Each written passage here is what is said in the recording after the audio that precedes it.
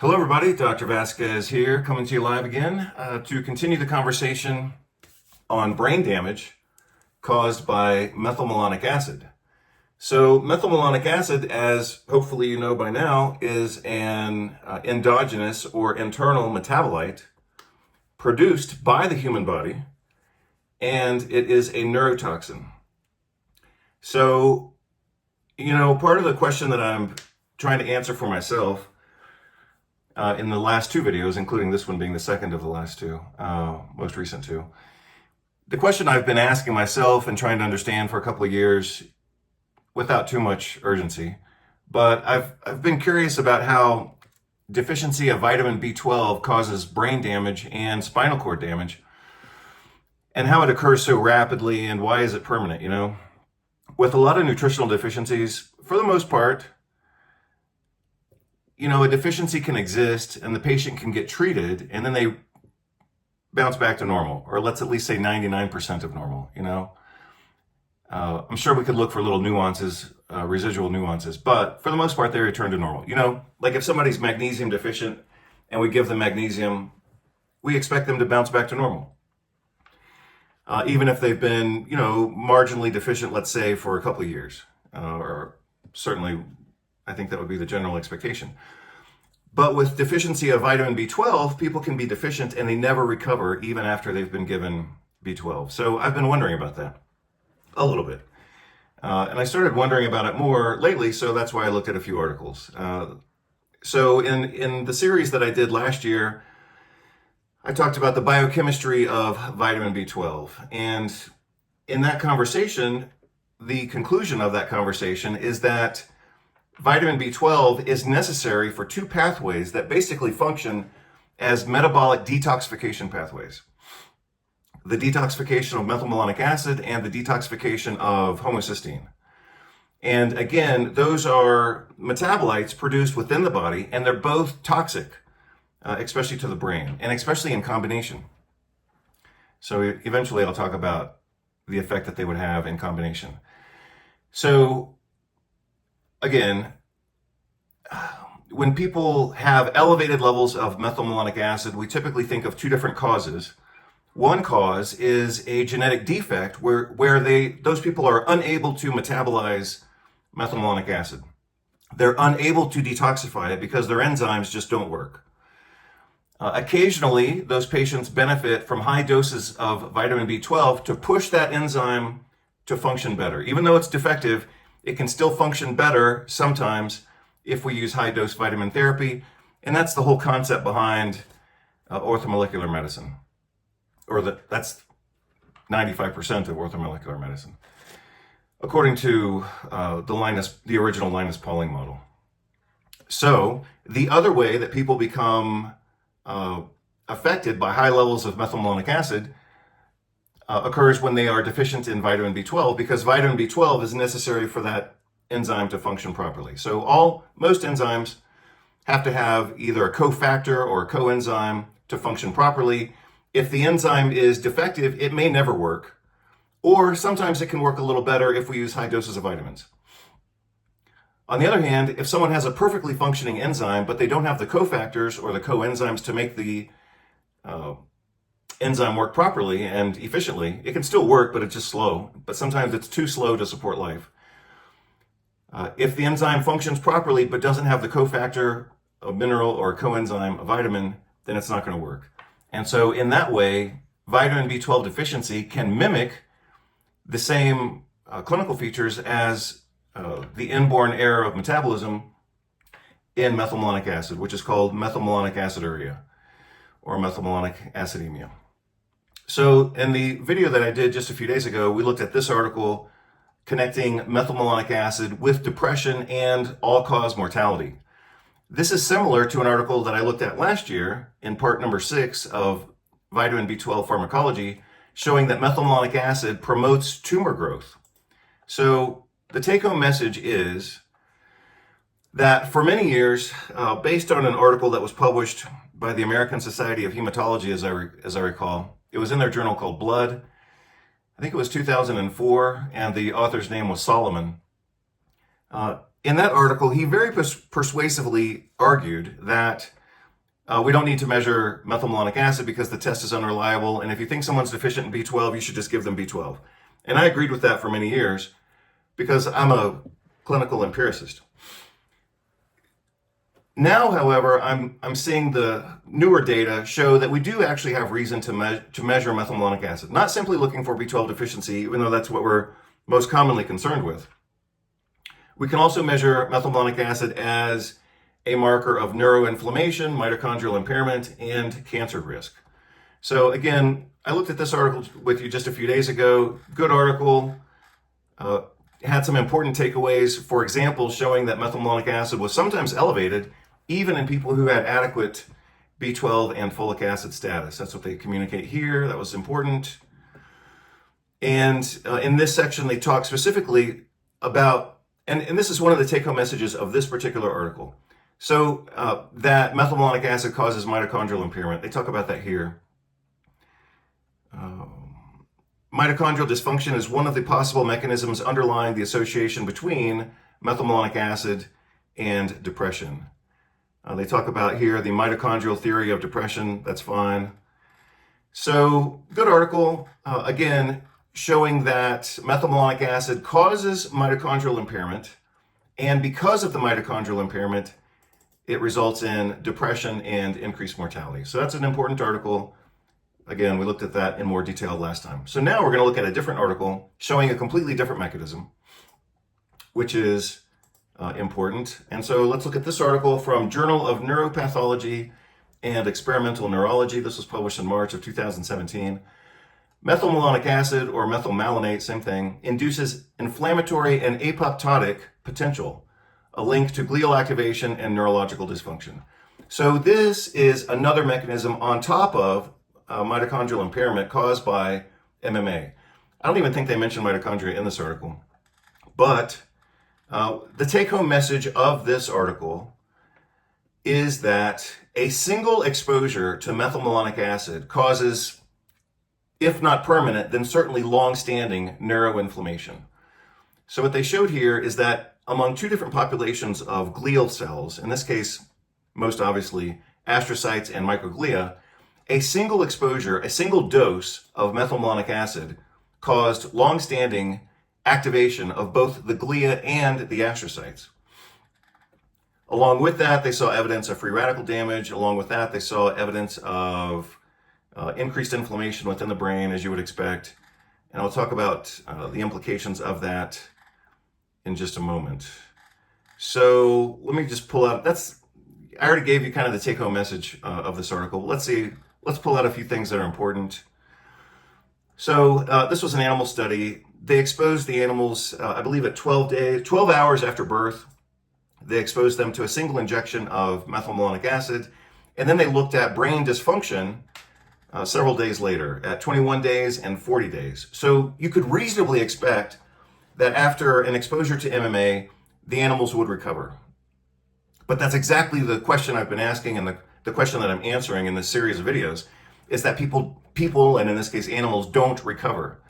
The damage is long-standing and can be permanent and can be accumulative. So one of the things that we see with microglial and glial activation is that it's accumulative. A little bit of chemical exposure here, a little bit of fast food here, a little bit of stress with your partner or boss here, medical injections, experimentally approved injections here, and magnesium deficiency here, and then eating, getting Chinese restaurant syndrome from too much glutamate here. All those things add on to each other to cause accumulative microglial activation and glial activation. And that's what they showed here. Not with that many examples, but basically that's what they were showing. So you can see here, after one exposure to methylmalonic acid, increased reactive oxygen species, increased tumor necrosis factor, which is hugely important, interleukin-1 beta, increased acetylcholinesterase was also shown here. And they talk about acetylcholinesterase in this article with a kind of a different twist, showing that increased acetylcholinesterase activity is actually pro-inflammatory through its kind of degradation or neutralization of acetylcholine. I thought that was pretty cool. I hadn't seen that reported before. Even though they did talk about it being mediated through nicotinic acid receptors, nicotinic receptors, not nicotinic acid, nicotinic receptors. And we've known for, 10 years or more that has an anti-inflammatory effect, but I've never seen anybody say that it's because of the acetylcholine. I thought it was just because of activation of that particular receptor. So anyway, that's a slight nuance. Brain dysfunction and cognitive impairment was mentioned here. These findings suggest that transient exposure to MMA may alter the redox state and cause neuroinflammatory and apoptotic processes and glial activation during critical periods of brain development. They're looking at this from the model of genetic methylmalonic aciduria, but a lot of this would apply to adults who develop this because of vitamin B12 deficiency. So I'm just going to go through this quickly and pull out a few kind of keywords. Increases of MMA levels in tissues and body fluids. MMA is a major neurotoxin causing excitotoxicity, free radical generation, inflammation, apoptosis. Again, this was an animal study, and they showed some behavioral and cognitive problems with the animals. Free radical damage, increased acetylcholinesterase activity, and again, what they show here is that acetylcholinesterase activity is increased by inflammatory insult. The enzyme then degrades acetylcholine, and that reduces activation of the nicotinic receptors, and that leads to a pro-inflammatory phenotype. So we're not seeing just one pathway here. It's not just mitochondrial impairment, but also neuroinflammation. And as I mentioned the other day, that's a toxic combination. So your brain can handle certain insults, and it can handle a little bit of mitochondrial impairment, but it really can't handle very well the combination of those two together. When the brain is being insulted or poisoned or traumatized, it relies on metabolic compensation to repair that injury. And if the mitochondria are impaired, then you've got no rescue team. So let's look toward the end. MMA injection increased tumor necrosis factor alpha levels. Very important. Also interleukin 1 beta, as you would expect. MMA injection increased acetylcholinesterase activity in the cortex. I just mentioned that a few times. This is a really good article, but for those of you, I don't know, maybe a few of you who actually look at articles from like an editorial perspective, this article had a few defects in it in terms of its formatting and layout and stuff like that. But for example, this AMMA, that's actually a typographical error. That was a mistake. They had a few other mistakes in the article, just typographical errors and just imperfect proofreading. But it's overall a good article. Let me see. I can show you one more example. So that was a typo. It should have been MMA. As you can see, I mean, throughout this article, they're talking about MMA, but for some reason, they didn't catch this mistake where they put AMMA. It was just a typographical error. I caught another one. I don't know where it is right now, but anyway, I wasn't really looking for errors, but sometimes I just happen to find them. So let's see. I think maybe it's later in the article, whatever. MMA increases tumor necrosis factor alpha levels at 21 days and 40 days. You can see here that TNF was elevated in all the examined regions of the brain: cortex, hippocampus, and striatum. So, this is motor and cognition, this is memory, and this is reward and motor activity as well. So that's a pretty big deal, but they showed it throughout the brain, not just one area of the brain. You can see the same thing here: cortex, hippocampus, striatum. Cortex, hippocampus, striatum, in virtually all of the investigations that they did. Apoptosis markers, caspase 1, caspase 3. Let me go back just a little bit. Yeah, so this was elevated acetylcholinesterase activity. You can see it was elevated across the board. And this was just cytokines in general.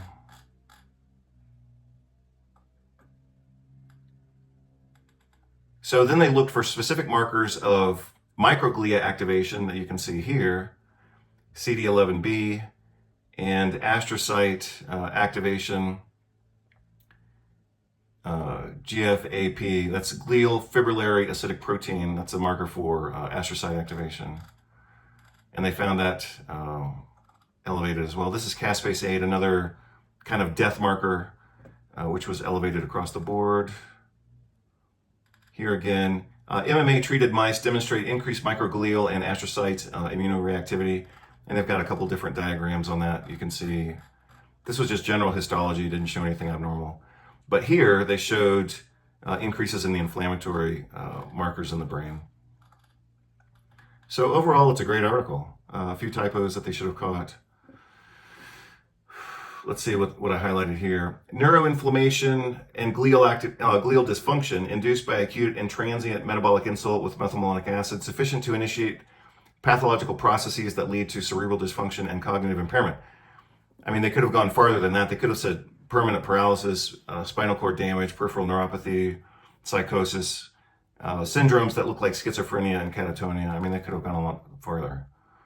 But now we understand better the mechanisms. And like I said before in the other video, and I also already said it today,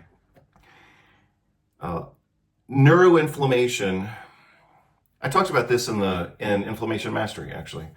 You can see this conversation in the section on migraine and also in fibromyalgia. And this is recapitulating basically what I already said, and that is the perfect storm that we're seeing here is the combination of excitotoxicity via glutamate and NMDA receptors partnered with mitochondrial impairment, partnered with neuroinflammation. And that's a lethal combination. And one can definitely cause the other. So neuroinflammation causes mitochondrial impairment within the brain. Mitochondrial impairment causes neuroinflammation. Neuroinflammation causes excess glutamatergic neurotransmission. So all of this becomes a vicious cycle. And that again explains why patients with B12 deficiency end up with brain damage. So let's see, they talk about TNF here. The problem with elevated inflammation in the brain is that specifically elevated tumor necrosis factor alpha increases glutamate release and decreases glutamate uptake. So you end up with too much glutamate activating the NMDA receptors. That causes what I call intracellular hypercalcinosis. I published that article back in 2006. That's 20 years ago. And the concept there is that anytime we have too much calcium within the cell, that calcium behaves as a so-called second messenger and activates inflammatory pathways. And so glutamate becomes a neurotoxin, basically, by increasing intracellular calcium, activating enzymes. A lot of those enzymes are oxidative, so it causes free radical damage, and then basically everything goes to hell. Let's see if I want to mention anything here. So I highlighted something here. Yeah, well, here they actually say what I just said, even though I read it. I've known this for, I don't know, 10 years, something like that. Current evidence indicates that cytokines, especially tumor necrosis factor alpha, increases neuronal excitability by activating TNF receptors. Okay, that's cool. But now let's take it to the next level. Cerebral TNF receptors directly induce excitotoxicity through activation of NMDA receptors. That's pretty amazing. And here we go, indirectly inhibiting glial glutamate transporters on astrocytes. In addition, then they talk about interleukin-1 beta.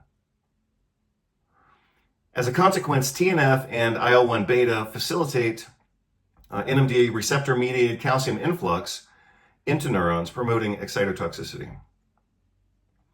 So basically, again, and I think I mentioned this in the last video, but the problem with MMA causing neurotoxicity is that it functions through just about all the major pathways.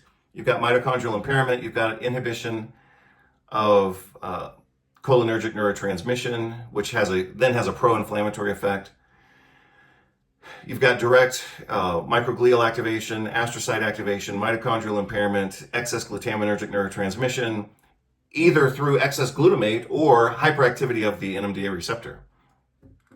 I mean, that's basically everything. And I'm sure you could find disruption of the blood-brain barrier as well. So yeah, that's a cool article. I'll post the article and I will post this video as soon as I can. It'll be later today. Thankfully, now I'm on a faster computer, so everything gets done faster. So I hope you're all doing well.